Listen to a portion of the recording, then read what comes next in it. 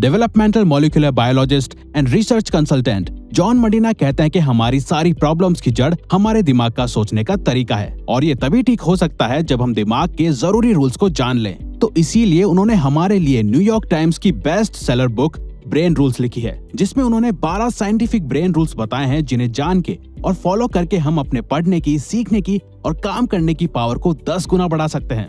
चाहे आप एक बिजनेसमैन हो या जॉब वर्किंग हो, स्टूडेंट हो या इवन टीचर, ये 12 तरीके आपकी परफॉर्मेंस नेक्स्ट लेवल पे ले जाएंगे और डेली लाइफ में आपके लिए चीजें आसान करके आपकी लाइफ को, आपको और आपके ब्रेन को पहले से बेहतर और स्मार्ट बनाएंगे। तो आइए जानते हैं वो 12 रूल्स।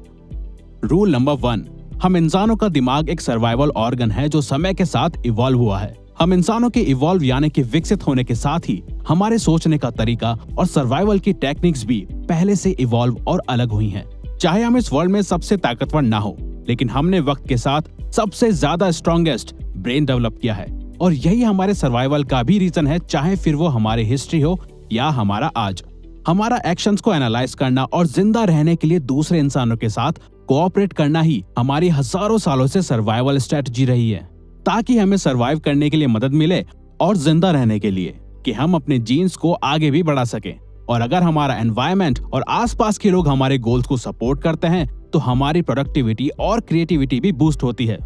लेकिन अगर हमारे यही रिलेशंस, कनेक्शंस और अंडरस्टैंडिंग दूसरे लोगों के साथ सही ना हो तो वो ग्रुप और एनवायरनमेंट हमारे ब्रेन और हमारी लाइफ दोनों को बेकार बना देता है और यही चीज हमारी वक्त से पहले डेथ का भी रीजन बन सकती है। तो सिर्फ स्ट्रॉन्गेस्ट ब्रेन सर्वाइव करते हैं, ना कि strongest bodies. Rule number 2, exercise करना हमारे ब्रेन की पावर को बढ़ाता है। रिसर्चर्स ने 2 तरीके की पॉपुलेशन पे एक स्टडी की जो एक दूसरे से अलग लाइफस्टाइल जीते थे। ग्रुप ए में वो लोग थे जो रोजाना फिजिकल एक्सरसाइज करते थे और हाईली एक्टिव रहते थे, और वहीं दूसरी तरफ ग्रुप बी में वो लोग थे जो कोई भी फिजिकल एक्सरसाइज या एक्टिविटीज नहीं करते थे। तो रिसर्चर्स ने पाया कि ग्रुप ए का कॉग्निटिव स्कोर ज्यादा था ग्रुप बी के मुकाबले।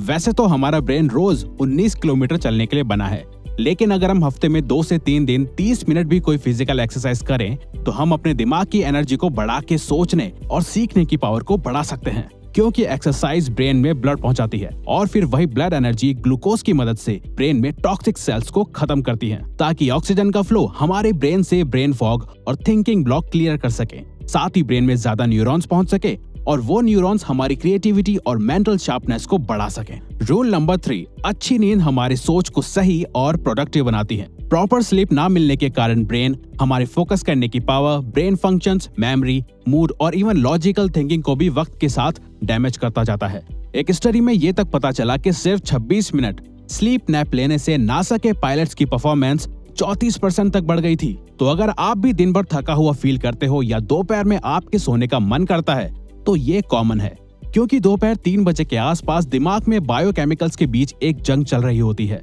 जिसमें एक तरफ जगे रहने की कोशिश होती है तो दूसरी तरफ सोने का मन करता है। तो उस वक्त अगर पॉसिबल हो तो हमें कुछ देर की झपकी जरूर लेनी चाहिए। डॉक्टर मरीना का कहना है कि असल में हमारा ब्रेन सोने के दौरान भी रेस्ट नहीं कर रहा होता, वो दिन भर की इंफॉर्मेशन को प्रोसेस और चीजें लर्न कर रहा होता है। लेकिन हमारे लिए प्रॉपर स्लीप और नैप्स लेना बहुत जरूरी है एक प्रोडक्टिव माइंड के लिए। रूल नंबर 4, हमेशा चिंता करना हमारी लर्निंग एबिलिटी और दिमाग दोनों को डैमेज करता है। हमारा ब्रेन लगभग सिर्फ 30 सेकंड्स तक चलने वाले स्ट्रेस से निपटने के लिए ही बना है, ज्यादा लंबे समय तक रहने वाले स्ट्रेस के लिए नहीं, क्योंकि ज्यादा स्ट्रेस लेना हमारे ब्रेन की ब्लड वेसल्स को खराब कर देता है और इसके कारण हमें हार्ट अटैक भी आ सकता है। अगर आपको घर में, क्लास में या जॉब में आपको रोजाना काफी ज्यादा स्ट्रेस एक्सपीरियंस करना पड़ता है तो यही स्ट्रेस आपके लाइफ में सक्सेसफुल होने के चांसेस को भी इफेक्ट करता है। मतलब अगर आपके घर का एनवायरनमेंट ठीक नहीं है तो उसका स्ट्रेस आपकी जॉब में या क्लास में आपको परेशान करेगा और आपकी परफॉर्मेंस और प्रोडक्टिविटी को खराब करेगा, क्योंकि ज्यादा स्ट्रेस से कॉर्टिसोल बढ़ने के कारण हिप्पोकैम्पस में सेल्स डैमेज होने लग जाते हैं और हमारे ठीक से सोचने और याद करने की एबिलिटी कमजोर होने लग जाती है।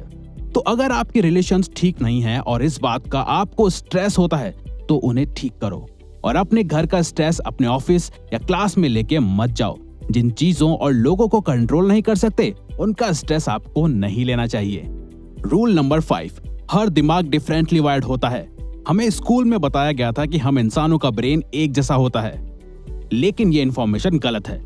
काफी रिसर्च के बाद साइंटिस्ट ने बताया कि हर इंसान की ब्रेन की वायरिंग अलग होती है। हम अपने ब्रेन को डेवलप तो कर सकते हैं, लेकिन हमारा ब्रेन किसी और की तरह बिल्कुल सेम नहीं हो सकता, यहाँ तक कि दो जुड़वा बच्चों का भी नहीं। डिफरेंट ब्रेन वायरिंग को हमारा एजुकेशन सिस्टम इग्नोर करता है ग्रेड सिस्टम के थ्रू, जहां हमारे इंटेलिजेंस को हमारे टेस्ट और एग्जाम्स के मार्क्स एंड परसेंटेज से नापा जाता है, जबकि हर स्टूडेंट का, एम्प्लॉय का या कस्टमर का ब्रेन डिफरेंटली वायर्ड होता है। जिस वजह से businesses like Amazon world wide करोड़ों लोगों की इंफॉर्मेशन और इंटरेस्ट जान के सक्सेसफुल कंपनी बनी है। तभी अगर हम सिर्फ एक बार किसी प्रोडक्ट को Amazon या कोई और साइट में सिर्फ देखते हैं, तो फिर वो प्रोडक्ट हमारे सारे सोशल मीडिया प्लेटफॉर्म में हमें दिखाई देता है। रूल नंबर 6, हम इंसान बोरिंग चीजों पे ध्यान नहीं देते। हम सिर्फ उन्हीं चीजों पे ध्यान देते हैं जिनके पीछे हमारा इंटरेस्ट, प्रॉफिट, इमोशन या कल्चर जुड़ा हुआ हो। इस बात से फर्क नहीं पड़ता कि आप कौन हो, आपका ब्रेन कॉन्शियसली या सबकॉन्शियसली इन क्वेश्चंस पे फोकस करता है। जैसे, क्या मैं ये खा सकता हूँ? क्या ये मुझे खा सकता है? क्या मैं इससे रिलेशन बना सकता हूँ? या क्या मैंने इसे देखा है? और इंटरेस्ट या रीजन ढूंढता है। ब्रेन मल्टीटास्किंग के लिए नहीं बना, लेकिन फिर भी ऑफिसेज और स्कूल्स मल्टीटास्किंग करना एनकरेज करते हैं। मल्टीटास्किंग हमारी गलती और फेलियर के चांसेस 50% तक बढ़ा देती है।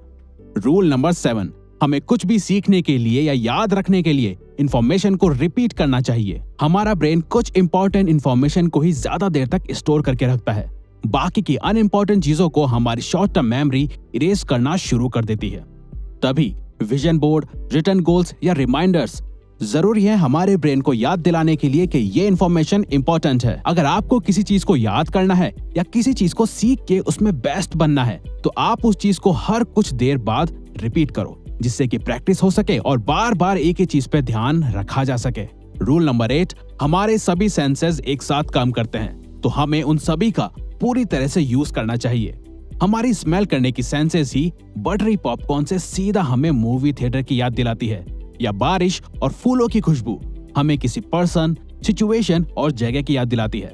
तो अगर आपको पढ़ते वक्त या काम करते वक्त कुछ याद करना हो, तो आप उसके साथ एक स्मेल या फ्रेग्रेंस को जोड़ सकते हो।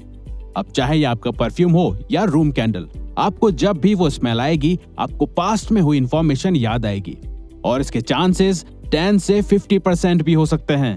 रूल नंबर 9, हमारी देखने की सेंस हमारी सभी सेंसेस से ज्यादा होती है। हम विजुअली देखी गई इंफॉर्मेशन को ज्यादा याद रखते हैं कंपेयर टू सुनी गई या पढ़ी हुई। आपको बायोग्राफीज पढ़ के शायद याद नहीं होगा कि कौन से पेज नंबर पे एग्जैक्टली क्या बात या सिचुएशन लिखी थी, लेकिन अगर उसी बायोग्राफी पे कोई फिल्म बनी होगी तो उस मूवी के सीन्स आपको अच्छे से याद होंगे, क्योंकि हमने अपनी हिस्ट्री में जानवरों, खाना, खतरा, सिचुएशन और इंसानों को देखने के बाद ही जाना है कि हमारे लिए क्या सही है और क्या नहीं, और फिर उसी विजुअल पावर को हमने आर्ट या लिटरेचर में कन्वर्ट किया ताकि हम चीजों को विजुअल याद रख सकें। रूल नंबर 10, म्यूजिक सुनना या कंपोज करना हमें स्मार्ट बना सकता है।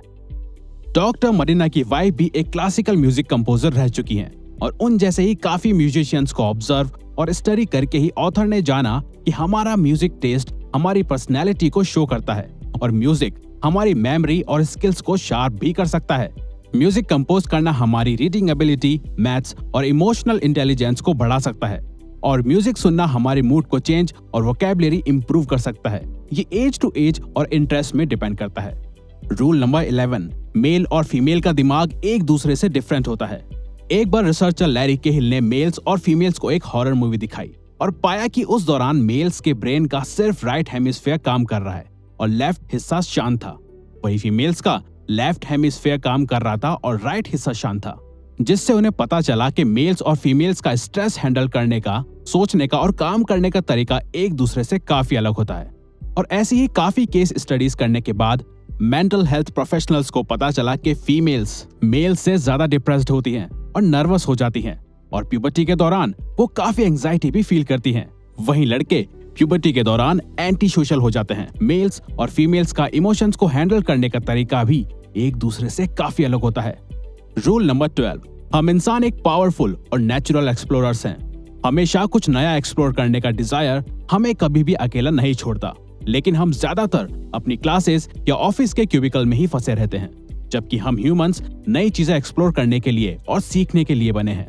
हम बचपन में कितने क्यूरियस होते हैं, हर एक चीज को तोड़ के या खोल के हमें उसके बारे में जानना होता था, लेकिन यही चीज उम्र बढ़ने के साथ कम हो जाती है। गूगल अपने एम्प्लॉयज को हमेशा एटलीस्ट 20% टाइम देता है एक्सप्लोर करने के लिए, और यही एक्सप्लोरेशन ने जीमेल और गूगल न्यूज आइडियाज को इन्वेंट करा। तो हमें भी बच्चों की तरह ही कुछ डिफरेंट एक्सप्लोर या ट्राई करते रहना चाहिए ग्रेट आइडिया और ब्रेन ग्रोथ के लिए। तो ये वीडियो यहीं खत्म होती है। अगर आप चाहते हो कि हम किसी पर्टिकुलर टॉपिक पे या प्रॉब्लम पे वीडियो बनाएं तो प्लीज कमेंट बॉक्स में बताओ। हम उस पे वीडियो बनाने की कोशिश करेंगे, क्योंकि हम यहाँ आपकी हेल्प करना चाहते हैं। और हाँ, सब्सक्राइब करके और बेल आइकन को ऑन करके इस चैनल को ग्रो करने में सपोर्ट करो। Thank you for watching.